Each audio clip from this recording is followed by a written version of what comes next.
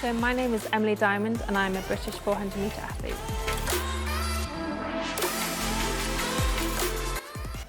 So I got involved in sport and athletics specifically when I was probably at primary school as well. I grew up in a very sporty family. Me and my brother did sort of every sport that we possibly could when we were younger and sort of in our childhood. And as I was sort of taking part in all those sports, the sort of common ground, if you like, was that my strength in those sports was my speed. And then sort of once we decided to focus on a particular sport, athletics was a sort of obvious choice for me because I had the sort of speed foundation that we found from all those other sports. So because my mum was an athlete when she was younger, she sort of took me along to my local athletics club, and it sort of all started from there really, and I really loved it, I enjoyed it, and then sort of progressed from that young age. I sort of started my first sort of training, if you like, sort of going to my local athletics club when I was probably about 11, but I never thought at that age I was going to be an international athlete or I was going to go to the Olympics. I just sort of took each year as it came, and when I was at university, or my last year at school, I qualified for my first GB athletics event, which was the European Juniors back in 2009, and I think that sort of gave me the thought of, okay, I'm not too bad at this, and maybe if I trained a little bit more, I could sort of maybe make a senior team and then we'll go from there. But I didn't really think I would make an Olympics really until it actually happened.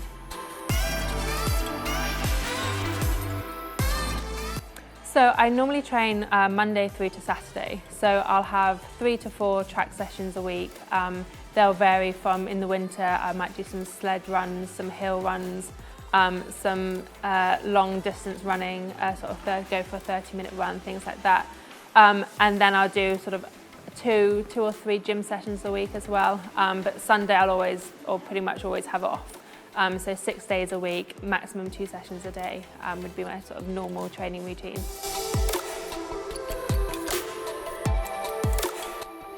Yeah, weightlifting is a massive part of our training. We've got to make sure that we're getting stronger in the gym so that we can sort of transfer that onto the track. So having a shoe like the new Nike Metcon 5 is sort of perfect sort of in between a trainer and a lifting shoe, for example, where we can not only do lifting, but we can do gym classes and plyometrics and stuff like that. So yeah, I'm really excited to try these new shoes out.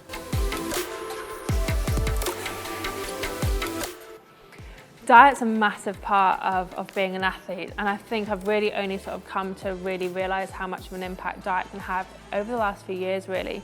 I think sort of at university you have sort of a classic uni diet, and it wasn't the best, and I sort of found myself getting injured quite a lot, and I didn't really make the connection that my diet can affect my physique and sort of my likelihood of getting injured until a few years ago. So now I'm very careful about what I eat and make sure I'm having sort of healthy, balanced meals. I limit my snacking, I limit my sort of chocolate intake. I never really have fast food. I might have like one treat meal a week the night before my rest day. So my rest day, although I'm not training, I'm eating healthy because the day after my rest day, I've got a big session. Yeah. So the one time that I'll sort of a week that I will allow myself sort of loose, if you like, with my food would be the night before my rest day, because it sort of doesn't really matter what I'm fueling myself for when I've got a rest day the next day. But I really do have to be careful about what I'm eating, especially when it sort of comes around to the season. For me, it's always pizza. Pizza's my go-to treat. Pizza and then a chocolate pudding, definitely.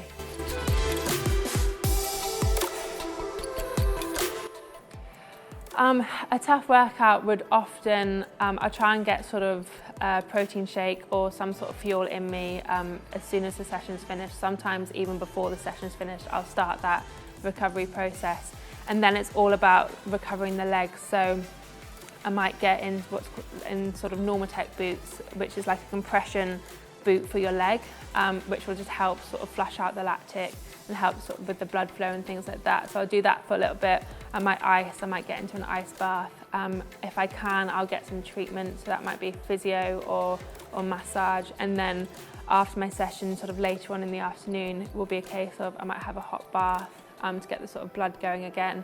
And just sort of putting my feet up, trying to stay off my feet to not only sort of recover from the session I've just done, but prepare myself for the session that I've got the next day. Because there's sort of always and sort of session the following day essentially that I've got to prepare for as well. After a race, sometimes it's a little bit harder because the facilities or what you might have available might not be there. So I wouldn't sort of normally get into the recovery boots straight after a competition because I might not have them with me, for example. I might not have a physio or masseuse with me. So after a race, it can be a little bit harder to get the recovery in, but I'd make sure that I'd go do my cool down for my race properly. If there's an ice bath, I'll try and get that. When we're away at a championships, we'll have sort of physios with us so we can have, and they might sort of have all that sort of extra stuff with them. So it's easier to recover when you're at the championships than when you're sort of at a lower key meet throughout the season. So we have to sort of do what we can when we're away competing.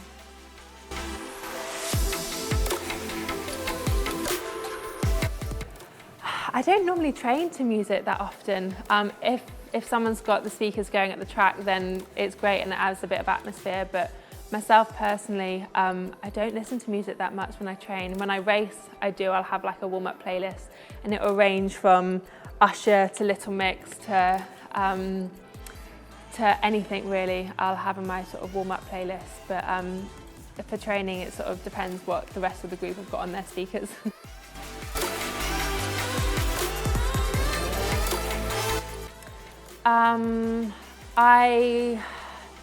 I didn't used to like power cleans or hand cleans, but they've become one of my sort of favourites now because my previous coach was an S&C coach as well, so he sort of taught me from the never having cleaned before to sort of where I am now and sort of cleaning over 90 kilograms. So that's one of my favourite exercises in the gym, but it requires a lot of effort. So you can't just sort of rock up and think, oh yeah, I'm going to clean 90 kilograms today. You've really got to put in the effort. So that's sort of a downside to it, so to speak.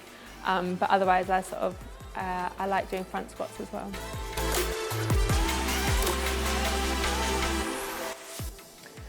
For me, my shoes, definitely.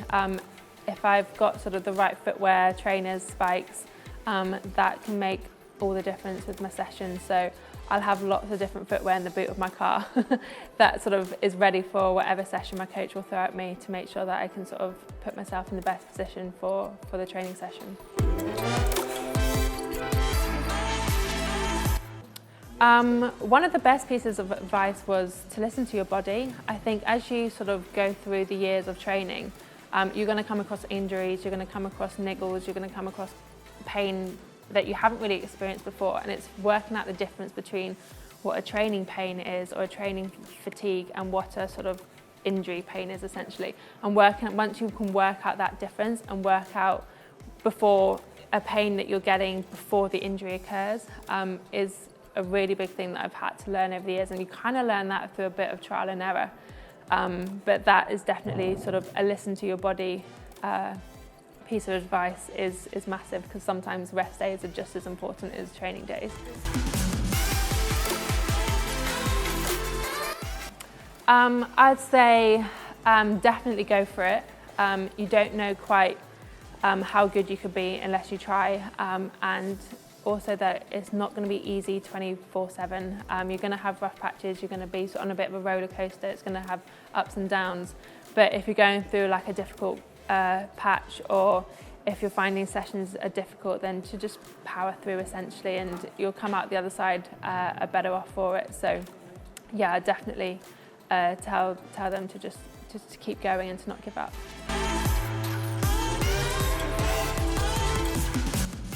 Yeah, so we have a way of, the way that we qualify is we'll have a qualifying time that we've got to run. I've run that already, but I need to run it again to sort of help with my qualifying. And then when we have our British trials and World Championships trials next month, the aim there would be to place in the top 2. And if you can do that and have the qualifying time, then you've automatically selected yourself for the World Championships.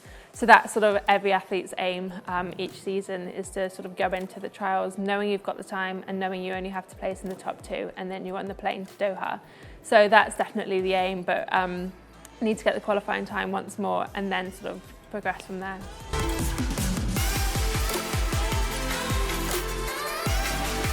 It was great actually. It's amazing sort of what technology can show, and it was amazingly accurate for my feet, sort of measuring the length of my foot to make sure that I'm wearing the correct size of footwear.